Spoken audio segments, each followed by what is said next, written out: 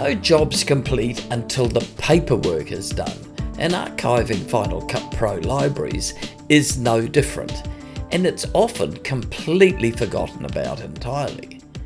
But to keep on top of things, it's a necessary procedure when you're using Final Cut Pro professionally.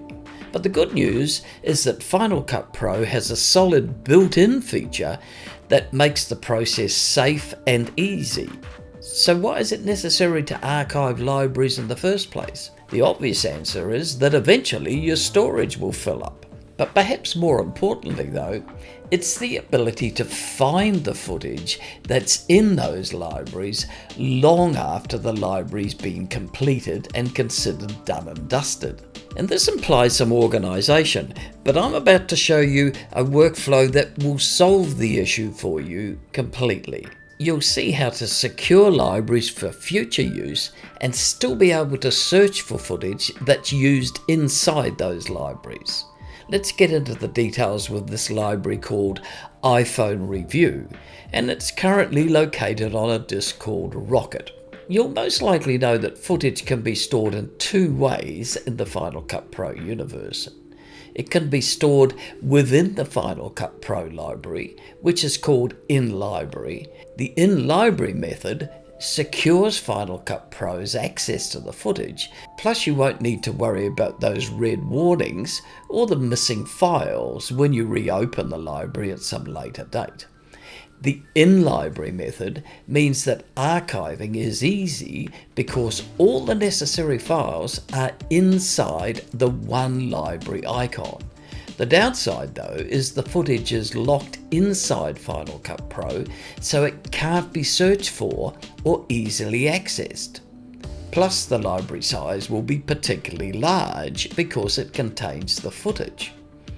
And if you're importing from a computer, then clips will be duplicated both on the computer and inside the library, so it's a double whammy there. But if you import directly from your camera, they'll not be duplicated. In the image on screen, you can see the original media folder inside Final Cut Pro and how the footage looks when it's stored in library. Now the second choice is to keep the footage as left in place. And the footage can be anywhere on your computer or attached disks, where it can be searched for and accessed by other applications. The downside to this though is that Final Cut Pro needs to keep track of this footage as it's only linked to it. So if you move or delete a clip while it's in the left in place state, the next time you open Final Cut Pro, you'll be presented with the red warning sign, Missing Media. And also, it's no longer easy to archive those clips as they're spread all over your computer. It is important to note though that if you import from a camera or iPhone, even though you've selected Keep in Place, the footage will be stored in the library. Otherwise, when the camera's disconnected, the links to the footage will be broken. So Final Cut Pro's got your back, and it is just protecting your interests. In the next image on screen, you can see the original media folder inside Final Cut Pro and how the footage looks when it's stored as Keep in Place. Note the little curly arrows beside the clip names indicating these files are linked. So what if you could have the advantages of both of these methods without the disadvantages?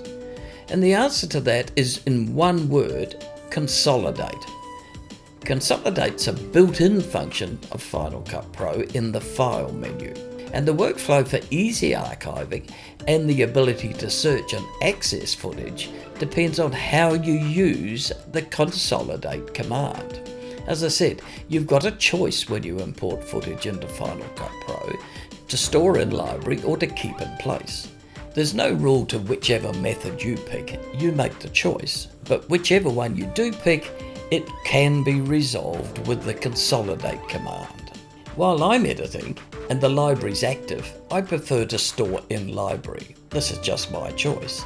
This means there's less chance of a clip getting lost, being moved or deleted accidentally during the editing process. There is a proviso to this though.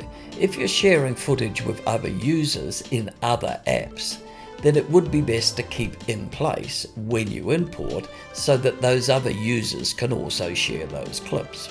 Anyway, first let's work with the in-library scenario. Set the import method to in-library before you import anything. And there's nothing else to do until you complete the edit. And then you've got two choices: the simple solution or the advanced solution. The second allows you to search and access all the footage at a later date. So let's look at the simple solution. After you've consolidated the library, the footage can be dragged to whatever location you want to archive it. The advantage is everything's archived, all the footage and the edited files. The disadvantage, though, that the footage can't be found in a Spotlight search. I'll show you the simple method first. Select the library in the browser sidebar. Select Consolidate Library Media from the File menu. And by default, you'll see that Media Destination is selected as in Library, so you don't need to change that. Include original media. It's unlikely you'll need to include Optimize or Proxy media, as that will take up unnecessary space on your storage disk. Anyway, Final Cut Pro can rebuild those when you open the library again in the future, if it needs to. If you see the message, "There are no files to consolidate," that's a confirmation that all footage is already inside the library. If you see no message, that means that the consolidation is actually still taking place. Wait a few minutes and try again until you see the message, "There are no files to consolidate." You can check the progress of the consolidation by clicking the background task button at the top left and checking Media Management. You may see a message to say that there's missing media. This means that you can re-link that media if you know where it's located. Anyway, next is to find the library on your hard disk, and this is easily located from inside Final Cut Pro by right-clicking on the library in the sidebar and then selecting Reveal in Finder. Simply click on the icon next to the name of the library and drag it to the archive disk location. As an example here, let's search for a clip. One of the files in the library is called IMG 0005.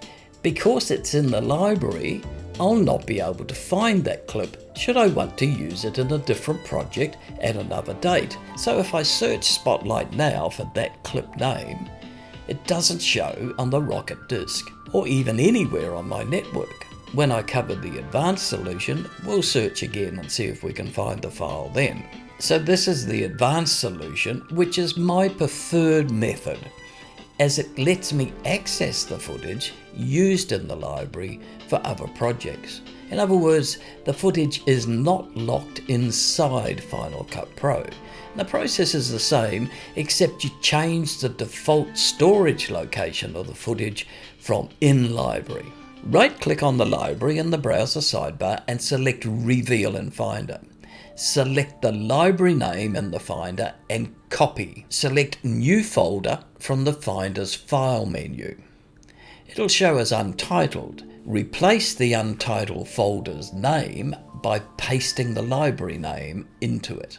Drag the library inside that folder you've just renamed. Double-click the library icon to open it again in Final Cut Pro.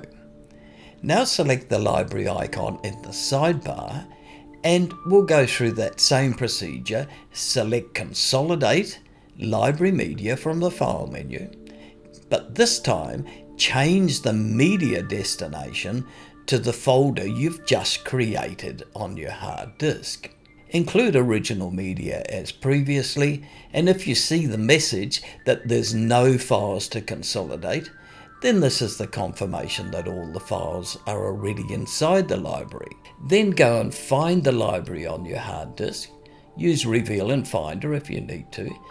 And now all you need to do is drag the folder, which includes the footage in the library, to its archive location. And to show you, I'll open the folder and you can see the library icon inside the folder, and also a folder called Final Cut Original Media, which contains the searchable footage.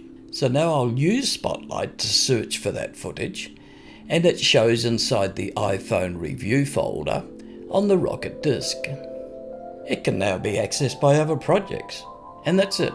Thanks for watching, and please like and subscribe if you haven't already.